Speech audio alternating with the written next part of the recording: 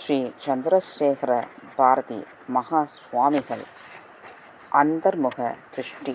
ஸ்ரீ சந்திரசேகர மகா சுவாமிகளின் ஆன்மீக அனுபவங்களை கூறுமாறு நாங்கள் கேட்டுக்கொண்டபோது அதை அமரக்கவி பின்வருமாறு விளக்கினார்.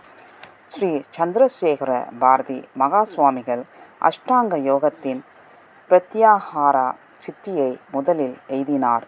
இதனால் வெளிப்பார்வையின் சலனம் அவரிடம் படிப்படியாக ஓய்வு கொள்ள தொடங்கியது.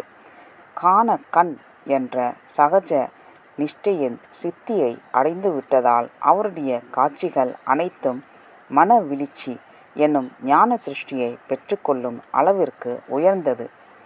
பூதாகாசத்தை தாண்டி பிரணவாகாசத்தில் நிலைத்து நின்ற போது மகா சுவாமிகளுக்கு அந்தர்முகர் திருஷ்டி என்ற யோகத்தின் உயர்நிலை கைகூடியது.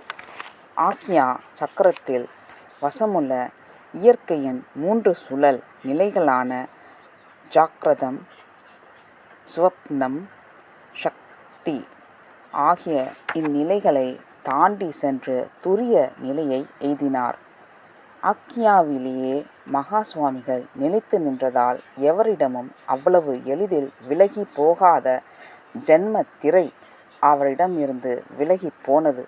அவர் தீவிரமாக மேற்கொண்ட ஸ்ரீ சக்கர உபாசனையின் பயன் பிந்து மத்தியஸ்தம் என்ற சித்தியை அடைய உதவியது. இம்முறையானது பண்டைய கால மகரிஷிகள் மேற்கொள்ளும் பிரம்ம நிஷ்டையின் முறைகளும் சமமானது.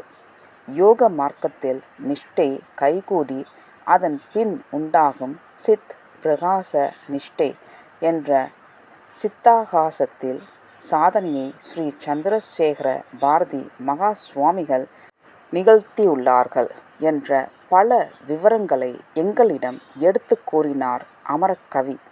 இதனை கேட்க கேட்க எங்கள் உடலும் உள்ளமும் புல்லரித்து போய் அன்று நாங்கள் அடைந்த மகிழ்ச்சிக்கு எல்லையே இல்லை என்ன கூறலாம்.